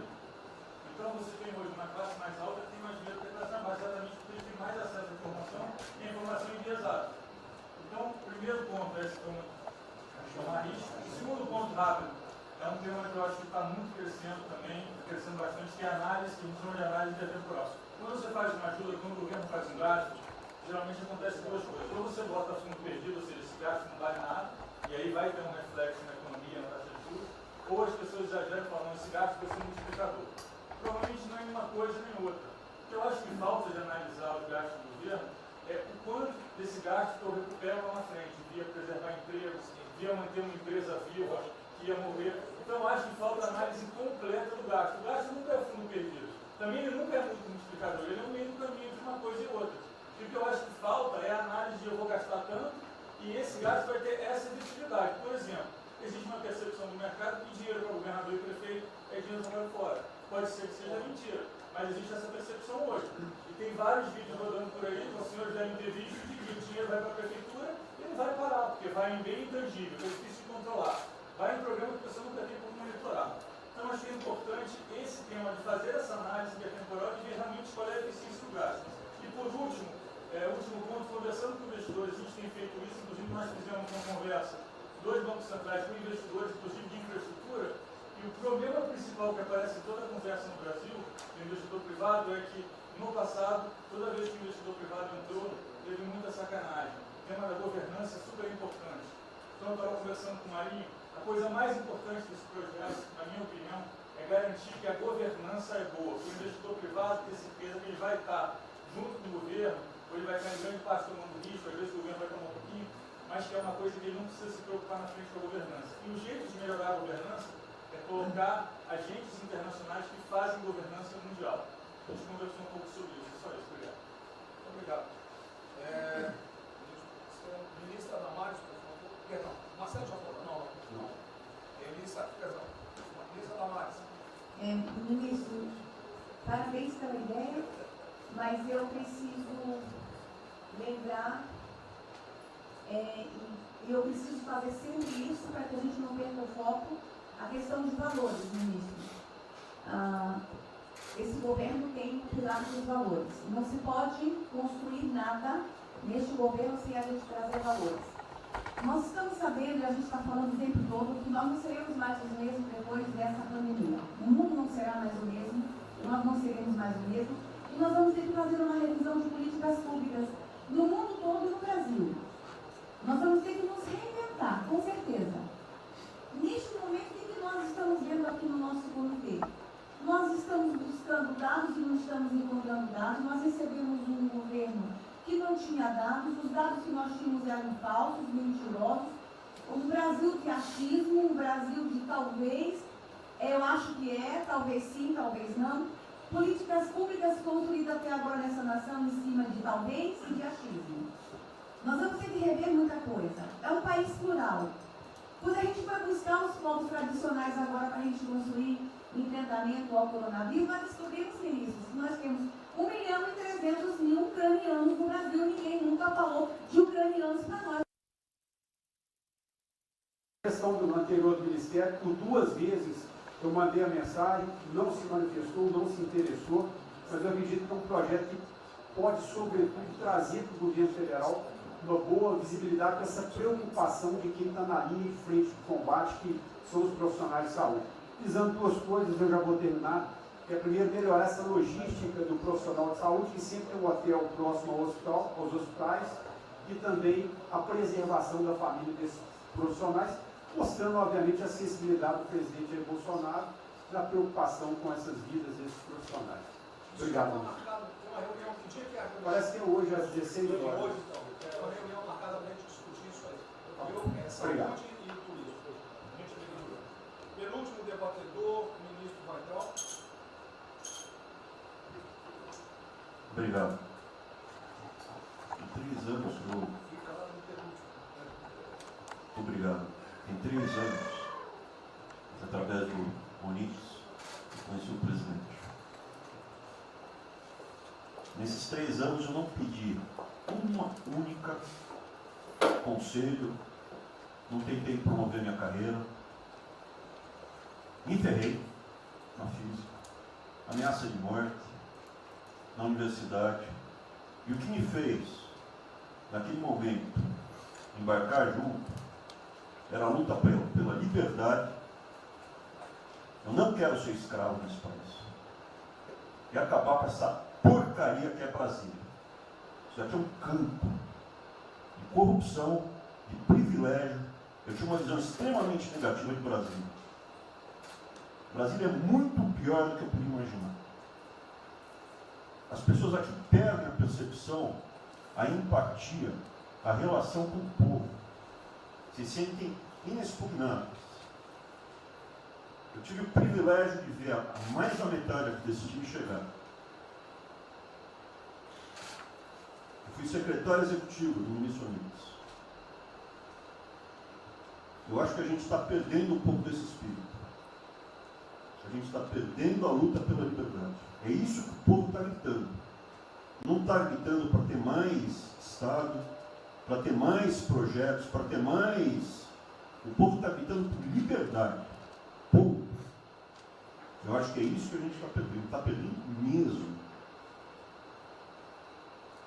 O povo está querendo ver o que me trouxe até aqui. Eu, por mim, botava esses vagabundos todos na cadeia. Começando no STF. E é isso que me choca. Era só isso, presidente. Eu realmente acho que toda essa discussão de vamos fazer isso, vamos fazer aquilo, eu vi muitos ministros que chegaram, foram embora. Eu percebo que tem muita gente com agenda própria. Eu percebo que tem, assim, tem um jogo que é jogado aqui, mas eu não vim para jogar o jogo. Eu vim aqui para lutar. E eu luto e me ferro. Eu estou com um monte de processo aqui no Comitê de Ética da Presidência. Eu sou o único que levou processo. É um absurdo o que está acontecendo aqui no Brasil. A gente está conversando com quem a gente tinha que lutar.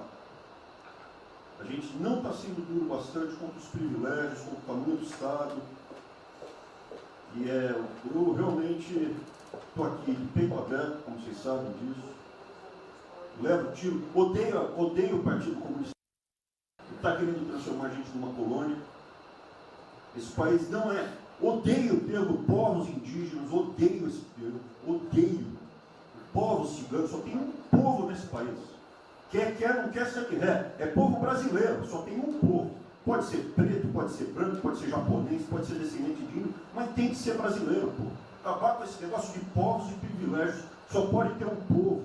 Não pode ter ministro que acha que é melhor do que o povo, do que o cidadão. É um absurdo, a gente chegou até aqui. O senhor levou uma facada na barriga. Fez mais do que eu, levou uma facada. Mas eu também estou levando o barriga e estou correndo risco. E fico escutando esse monte de gente defendendo privilégio, teta. Entendeu? É isso. Negócio, empréstimos. A gente veio aqui para acabar com tudo isso, não para manter essa estrutura. E esse é o meu sentimento extremamente chateado que eu estou vendo. Essa oportunidade se perder. Eu sou, evidentemente, eu estou no grupo dos ministros que está mais ligado com a militância. É evidente que eu era militante. Eu estava militando de peito aberto, continuo militando, do ponto de vista de carreira. Eu poderia ter tentado me dar bem. Não foi isso que eu fiz. Não foi isso que eu fiz. Sei que isso daqui é um palácio, existem intrigas palacianas, estou sendo muito franco. E a gente pode sim perder a liberdade, perder esse país. Ninguém vai se dar bem se a gente perder esse país. Quem vai se dar bem são pouquíssimas famílias. Pouquíssimas famílias. Não se iludam. Não se iludam. É isso. Deixa eu complementar aqui. O que o Ventralho está falando, eu estou com 65 anos, a gente vai se aproximando do que não deve. Eu já tenho policiado tocante a isso daí. São pessoas aqui em Brasília, dos 3 poderes, que não sabem o que é povo. Eu converso com alguns, não sabem o que é um feijão com arroz, não sabem o que é um supermercado, esqueceu. Acho que o dinheiro cai do céu. Eu estou com meus privilégios garantidos, meus 100 mil por mês, em média, 100 mil por mês a galera, né? Legalmente. E acho que isso não vai acabar nunca. Como alguns acham que a liberdade, qual é desse cara? Está maluco?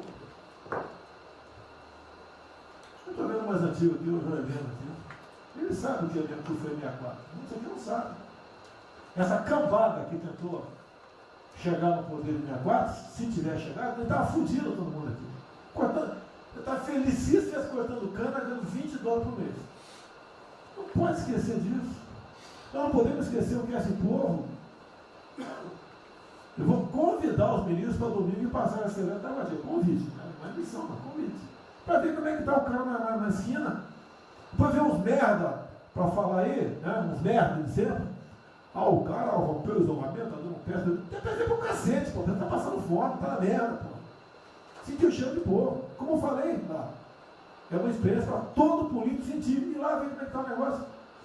Ou a gente tem que estar como se fosse, né, um general na retaguarda e deixar a tropa se ferrar na frente. Não, o general está na frente, o coronel está na frente, o capitão está na frente.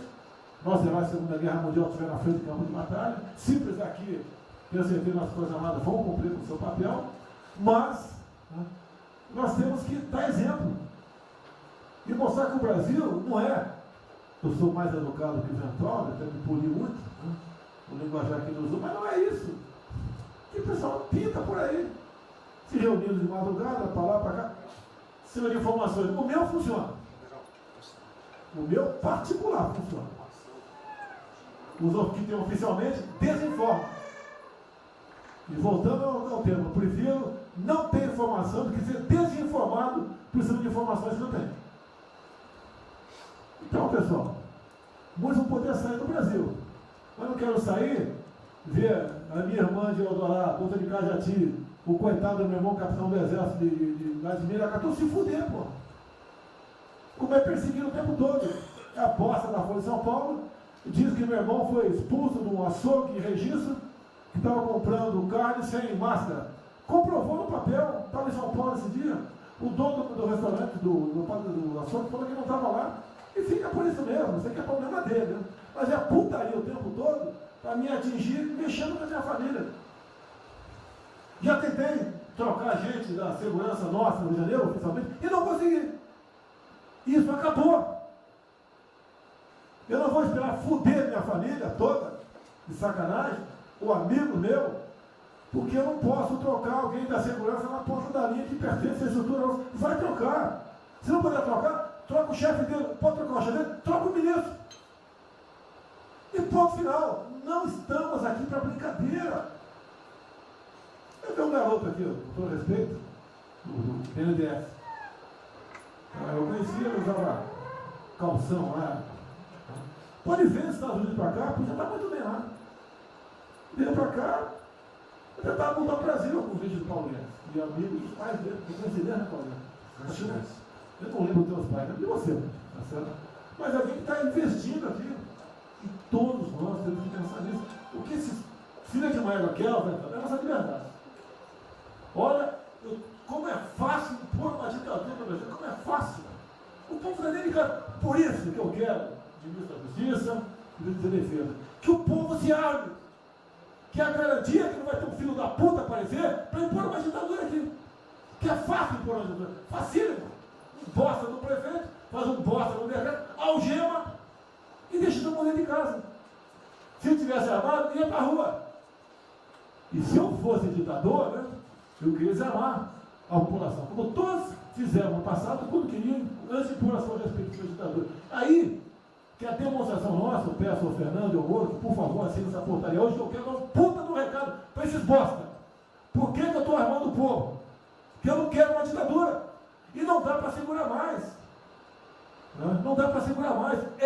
Quem não aceitar as minhas bandeiras, Damares, família, Deus, Brasil, armamento, liberdade de expressão, livre mercado, quem não aceitar isso está no governo errado. Esperem para 22, né, o seu Álvaro Dias, espere o Alckmin, espere o Haddad, ou talvez o Lula, né? E vai ser feliz com eles, pô. No meu governo está errado. É escancarar a questão do armamento aqui. Eu quero todo mundo armado. Que o povo armado jamais será escravizado. E que cada um faça, exerça o seu papel, se exponha. Aqui eu já falei. Pede o ministério quem for elogiado, pela Folha e pelo Globo. Pelo antagonista. Tá? Então tem certos blogs que só tem notícia boa de ministro. Não sei como. O presidente uma porrada, o ministro elogiado. A gente vê por aí, o governo, o Ministério do Bem, apesar do presidente. Mas pra puta que eu pariu, porra. Eu disse, cadê o time, porra? Trocamos time, espero não trocar mais ninguém, espero. Mas nós temos que, na linha do Van Trop, de forma mais educada um pouquinho, se preocupar com isso. O que os caras querem é a nossa hemorroida, é a nossa liberdade. Isso é uma verdade. O que esses caras fizeram com o vírus, esse bosta desse governador de São Paulo, esse estrume do Rio de Janeiro, entre outros, é exatamente isso. Aproveitaram o vírus, está um bosta do prefeito lá de Manaus agora, abrindo cobras coletivas. Um bosta, que quem não conhece a história dele, procure conhecer, que eu conheci dentro da Câmara aqui do meu lado. E nós sabemos a ideologia dele e o que ele prega. E que ele sempre foi.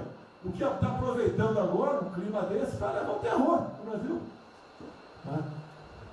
Então, pessoal, por favor, se preocupe, que é mais importante que a vida de cada um de vocês, que é a sua liberdade. Se não me preso, não vale porra nenhuma. Bom, presidente, esses valores, esses princípios, e o alerta governamental é válido também, como sua evocação, é que realmente nós estamos todos aqui por esses valores. Estamos aqui por esses valores. Nós não podemos esquecer disso. Não podemos conversar com todo mundo aqui, porque é o establishment, porque nós precisamos dele para provar coisas. Mas nós sabemos que nós somos diferentes. Nós temos noção que nós somos diferentes deles. E quando eles cruzam a linha, a gente solta a mão e sai andando sozinho. Enquanto eles estiverem no trilho conosco, no caminho de fazer as reformas que nós prometemos, nós estamos juntos. Mas que o cara soltou a mão, passou para o lado de lá, deixa o cara sozinho, a gente continua sozinho e vai procurar outra conversa, em outro lugar. Então, eu acho que manter essa ideia que nos trouxe aqui, e eu tenho dito isso em todo lugar, e lá fora, eu converso, semana passada eu conversei com os ministros da Fazenda do G20, conversei com os ministros também de Economia dos BRICS, e a mensagem que eu levo é sempre a mesma: o Brasil vai surpreender o mundo. Vocês duvidaram da nossa democracia, duvidaram do nosso presidente é democrático e vai fazer as mudanças. E aprovando a reforma da Previdência no ano passado, enquanto os franceses fizeram passeadas com outra reforma da Previdência. Agora, não é uma coisa, por exemplo, nós vamos continuar aprofundando as reformas, nós vamos seguir. Eu conheço todas as histórias de reconstrução por profissão, obrigado a estudar isso, a reconstrução da Alemanha, na Segunda Guerra, a Primeira Guerra com o Chaves, a Segunda Guerra com o Ludwig Erhard, a reconstrução da economia do Chile com os caras de Chicago, o caso da fusão das duas Alemanhas. Eu conheço profundamente, no detalhe, não é de ouvir falar, de ler 8 livros sobre cada reconstrução dessa. Então, eu li James 3 vezes no original antes de eu chegar a Chicago. Então, não tem música, não tem dó, não tem blá blá blá. Tem estudos sobre todas as ocasiões. E nós vemos uma demonstração disso quando nós estamos indo numa direção norte, com as reformas estruturantes, e de repente, em 3 semanas e meia, nós fomos para o sul. Nós fomos elogiados hoje lá fora, semana passada, todo mundo elogiando, fazendo referência, que o Brasil está à frente de todos os emergentes, e Paris passou ali, só está atrás um pouquinho dos Estados Unidos. Os Estados Unidos está naquele caso, que é o cara que tem a moeda forte, emitiu $1 trilhão para cada problema que ele tem e ninguém reclama. Fizemos vários programas antes dos alemães, vários programas antes dos ingleses, vários programas, de todo tipo. Então, se não existe algo aqui, é dogma. Existe capacidade de trabalho com um grupo extraordinário que eu tenho. Então, nós atacamos em todas as direções. Primeiro, o campus foi lá e reduziu os compulsórios, em 200 milhões. Logo depois, nós não tínhamos espaço constitucional, fizemos antecipações de benefícios e diferimento de impostos, porque não tinha espaço constitucional. Logo depois, tivemos espaço pelo Supremo e pelo Congresso. Entramos nas constitucionais, gastamos 300 e poucos bilhões, que não é muito. Tem uma ideia, o último déficit do governo Temer foi 160. Nós gastamos 300. Não gastamos tanto assim, mas atingimos 50 milhões de brasileiros, como diz lá o Pedro. 70 milhões de brasileiros. Lançando essa camada para os mais frágeis, pegamos os idosos, pegamos as empresas, microcrédito, depois de 0 a 360 mil, depois de 360 a 10 milhões. Montamos um comitê de bancos, estamos lá com o Montezano agora fazendo justamente a reestruturação. Não vai ter molezinha para a empresa aérea, para nada disso. É dinheiro que nós vamos botar usando a melhor tecnologia financeira lá de fora. Nós vamos botar dinheiro, vai dar certo, nós vamos ganhar dinheiro. Nós vamos ganhar dinheiro usando recursos públicos para salvar grandes companhias. Agora nós vamos perder dinheiro salvando empresas pequenininhas. Então nós estamos fazendo tudo by the book direitinho. Na conversa com os ministros da Fazenda lá de fora, eu disse que nós estamos com um déficit extraordinariamente alto esse ano, da mesma forma que eles, está todo mundo na mesma direção, só que nós caímos no chão, está uma confusão, tiro, porrada e bomba, mas nós não perdemos a busca. A gente cai, levanta e sabe para onde nós temos que ir. Nós não vamos perder a busca. Nós sabemos dos valores, sabemos dos princípios, sabemos o que nós estamos defendendo. Estamos defendendo liberdade econômica, liberdade política. Nós sabemos o que nós estamos defendendo. E estamos agora, no meio dessa confusão, derrubando a última torre do inimigo. Uma coisa é que nós vamos fazer a reconstrução e a nossa transformação econômica. A outra coisa são as torres do inimigo que a gente tinha que derrubar. Uma era excesso de gasto na Previdência, derrubamos assim quebrando. A segunda torre era os juros estão descendo e vão descer mais ainda. O Campos tem o mapa já, estamos descendo. Então, para ter uma ideia, o ano passado, para esse ano, 120 bilhões a menos de juros. um plano Marshall por ano, Sem macho, né? Sem desligamento. Então nós sabemos, e é nessa confusão toda, todo mundo está achando que estão distraídos, abraçaram a gente, enrolaram a gente, nós já botamos a granada no bolso do inimigo. 2 anos sem aumento de salário. Era a terceira coisa que nós tínhamos que derrubar. Nós vamos derrubar agora também. Isso vai nos dar tranquilidade de ir até o final. Não tem jeito de fazer um impeachment se a gente tiver com as contas arrumadas, que um dia acabou, não tem jeito, não tem jeito. E o presidente está no ponto futuro. Porque o presidente falou o seguinte, tudo bem, tem a primeira onda que é da saúde, mas tem a segunda que é da economia. E uma vem agarrada com a outra. Nós estamos ainda tentando sair da primeira, a segunda já está querendo bater. Eu ainda acho que nós estamos preservando os sinais vitais da economia brasileira. Ela, para mim, ainda é um urso hibernando. Baixa sua energia para zero, consumo de energia para quase zero, só respira. Mas quando você sai da luta, você sai para comer o primeiro bicho não passar, você tem força. Nós não podemos deixar isso graças à super safra da nossa Tereza, à logística do Tarcísio, a comida está chegando, as exportações estão subindo, a China é aquele cara que você sabe que você tem que aguentar, porque para vocês terem uma ideia, para cada $1 que a gente exporta 3 para a China. Você sabe que ele é diferente de você, você sabe que geopoliticamente você está do lado de cá. Então você sabe o seguinte, não deixa jogar fora aquilo ali não, porque aquilo ali é comida nossa, né? Estamos exportando para aqueles caras. Não vamos vender para eles, é um político nosso. Mas vamos vender a nossa soja para eles. Isso a gente pode vender à vontade. Eles vão comer. Eles vão comer. A Índia também vai precisar comer. Vai ser o trading da água. Eles vão dizer que é a melhor trading da água. Um dia alguém comentou comigo, acho que foi o Ramos, não foi, Ramos? Foi. É o trading da água. Quer dizer, os caras precisam de alimento, não tem água, nós temos muito mais água que eles têm. Então eles vão ter que abrir mão da agricultura para fazer outras coisas e nós vamos poder exportar para eles também.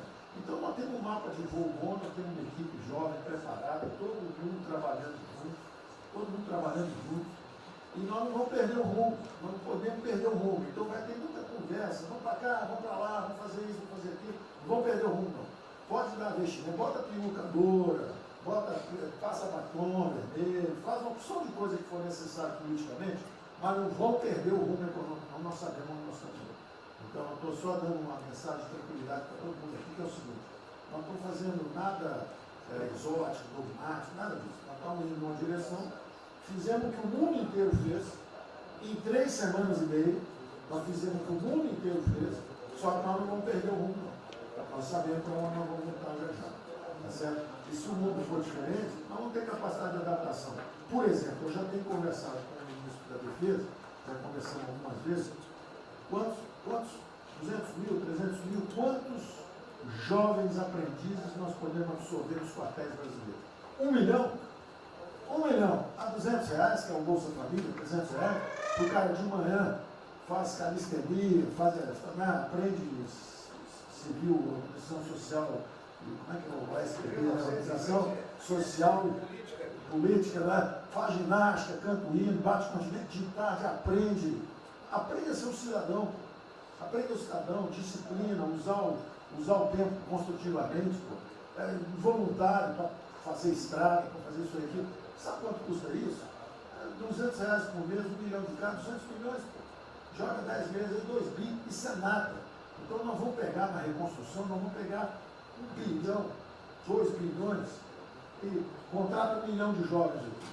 A Alemanha fez isso na reconstrução. Aí você também quer fazer estrada, precisa de 3, 4 milhões a mais, tem um orçamento de 8, toma aqui seus 4 milhões. Isso não faz falta. Não faz falta. Não é isso o problema.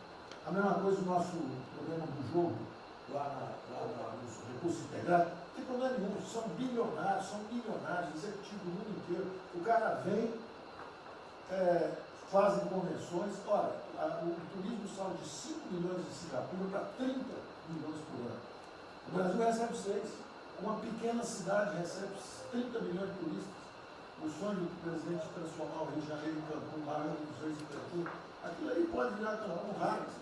Entendeu? A mesma coisa Espanha. Espanha recebe 30, 40 milhões de turistas. Isso é uma cidade da Ásia. Macau recebe 26 milhões de na China. Só por causa desse negócio. É um centro de negócio. É só maior de idade. O cara entra, deixa a grana lá, que ele ganhou anteontem, ele deixa aquilo lá, Guedes, está feliz da vida. Ele ali não atrapalha ninguém. Ele não atrapalha ninguém. Deixa cada um se fuder. Damares, deixa cada um. Damares, o presidente fala de liberdade. Deixa cada um se fuder do jeito que quiser. Principalmente se o cara é maior, vacinado e bilionário. Deixa o cara se fuder. Lá não entra nenhum brasileirinho. Não entra nenhum brasileirinho desprotegido. Se a CGU tiver como controlar a entrada e a saída do dinheiro. Isso, então vamos lá. Se não tiver como lavar dinheiro sujo. Então, só para terminar as observações também finais ali, o Campos falou duas coisas também interessantes. Então, o Campos falou duas coisas interessantes ali. Uma é o seguinte: o estrangeiro para vir para fazer investimento, eu recebi o embaixador, já reportei isso para o presidente, eu segui o embaixador dos Estados Unidos e ele veio conversar conosco. A mensagem maior dele era uma só. Assim, ó, nós queremos um bom ambiente de negócio. Nós vamos colocar centenas de bilhões de dólares. O mundo inteiro quer investir no Brasil. Agora nós precisamos de um bom ambiente de negócio. Simplificação de impostos, segurança jurídica, coisa desse tipo. Né? Então, o secretário do Comércio americano, que é o Wilbur Ross, o cara me disse o seguinte: eu só tenho um conselho para vocês. Vamos aderir ao GPA, é o General Purchasing Agreement, que é o seguinte: é um acordo, nós com a entrada na OECD, nós assinamos esse acordo, e esse acordo diz o seguinte: não pode haver nenhuma compra governamental sem transparência. Acabou. Então não basta a gente fazer isso, quer dizer, não vai fazer concorrência para concessão, privatização. Então nós já estamos na pista certa, já estamos indo na direção certa. Só uma informação sobre isso aí. Eu fiz uma reunião com o pessoal da OCDE essa semana, agora, foi semana passada, falando do nosso interesse. Eles falaram que já nos consideram na OCDE. Sim. Tá? Então, os ministérios, estou falando isso porque vários ministérios têm uma pauta a cumprir. Vamos continuar nisso porque vamos dizer, a impressão foi excepcional. Só um dado aqui do OCDE, rapidamente do OCDE, então, só apoio. Não, o embaixador disse isso. O embaixador disse: nós não podemos perder a oportunidade do presidente está tão próximo aqui. Os nossos dois presidentes estão próximos. Nós não podemos perder essa oportunidade. O presidente da OCDE disse que realmente os Estados Unidos, que era, vamos dizer assim, tinha uma certa objeção, agora já está favorável. Ministro, é só um dado: a OCDE, 90% dos países que hoje integram a OCDE já contam com os resorts integrados. Os outros 10% são muçulmanos. 88% tem um ensino domiciliar. Então a gente vai entrar com a MT hoje lá, tá? Vamos tudo. Pronto, obrigada.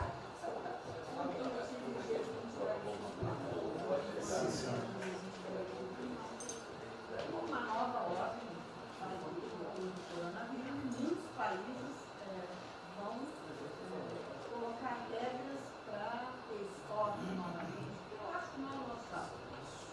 Nós temos que ter acesso ao mercado, mas nós precisamos incentivar o turismo. É o único produto que o Brasil não é autossuficiente. O resto, se amanhã quiser fechar, temos 2 milhões. Nós temos 2 milhões, certamente. Mas nós temos 2 milhões de hectares na linha Mato-Piba, prontos, inclusive com a Embrapa, com variedades super produtivas para poder investir lá. Precisa de dinheiro. Uma última coisa: o dinheiro que volta, financiamento. Nós precisamos baixar os juros. A agricultura não aguenta 9% de juros, é muito alto. Não fala nada, não. O Banco do Brasil não está tudo em cobra. O Banco do Brasil não está tudo em cobra, porque não é privado nem público. Então, se for apertar o Rubem, coitado, ele é super liberal. Mas se apertar ele e falar: bota o juro baixo, eu não posso, senão a turma, os privados, meus minoritários, me apertam. Aí você fala assim: bota o juro alto, eu não posso, porque senão o governo me aperta. O Banco do Brasil é um caso pronto de privatização. É um caso pronto, e a gente não está dando espaço. O senhor já notou que o BNDES e a Caixa, que são nossos públicos, a gente faz o que a gente quer. O Banco Brasileiro não consegue fazer nada, ele tem um liberal lá. Então tem que vender essa porra logo. Apesar de todo o aumento de risco que passou a haver no sistema bancário, O Banco do Brasil está expandindo bastante seus empréstimos e a agricultura, a ministra Tereza Cristina testemunha aqui de que o apoio está sendo muito grande e nós estamos numa situação confortável, ministro, porque, primeiro porque em termos de liquidez, o público vê o Banco do Brasil como um porto seguro. Então nós não estamos tendo problemas que outros bancos estão tendo, de preocupação com a liquidez do banco, com a rigidez do banco. E na nossa formação de resultado, as pessoas físicas não têm um papel preponderante dentro do Banco do Brasil. E nós temos a felicidade, nesse momento, de contar com folhas de pagamento de empresas públicas, das Forças Armadas, né? E em termos relativos, estão numa situação mais segura do cidadão comum, que não participa de empresas públicas. Mas só confesse o seu sonho. Confesse o sonho. Confesse o seu sonho. Em relação à privatização... Só em 23 você confessa agora? Em relação à privatização, eu acho que fica claro que com o BNDES cuidando do desenvolvimento, com a Caixa cuidando da área social, o Banco do Brasil estaria pronto para um programa de privatização. Né? Mas isso a gente pode fazer. Só se discute, só se fala isso em 23. A gente pode fazer um dia um seminário aí, que possa escrever aí. Porque o Banco do Brasil, no passado, teve muitos privilégios pelo fato de ser público. Né? As folhas de pagamento vinham naturalmente do Banco do Brasil para a Caixa. A administração dos depósitos judiciais eram sempre do Banco do Brasil e da Caixa. Hoje isso tudo é processo de concorrência. Nós temos que pagar muito caro por esses antigos privilégios que não são mais privilégios. E fica só o lado ruim de ser estatal, pesando no Banco do Brasil. Porque a gente não tem a mesma facilidade de contratação, a gente não tem a mesma facilidade de demissão de maus funcionários e vai por diante. Quer dizer, tudo tem que se meter ao governo, tem o Tribunal de Contas travando tudo. Né? O Tribunal de Contas, hoje em dia, é uma usina de terror. Se a gente faz alguma coisa, está arriscado ir para a cadeia. Se não faz, é processado por inação. Você não tomou as providências que tinha que ter tomado. Virou um terror isso. Se ficar o bicho quieto, se correr o bicho come. Agora, eu queria fazer uma observação rápida sobre a área de medicina. Eu acompanho os números diariamente. Eu vejo que os óbitos, eles chegaram diários, passaram de 200 durante alguns dias, 4, 5 dias, mais de 200 pessoas sendo mortas. De uns 4, 5 dias para cá, esses óbitos caíram bastante, já não chegam mais na casa dos 200.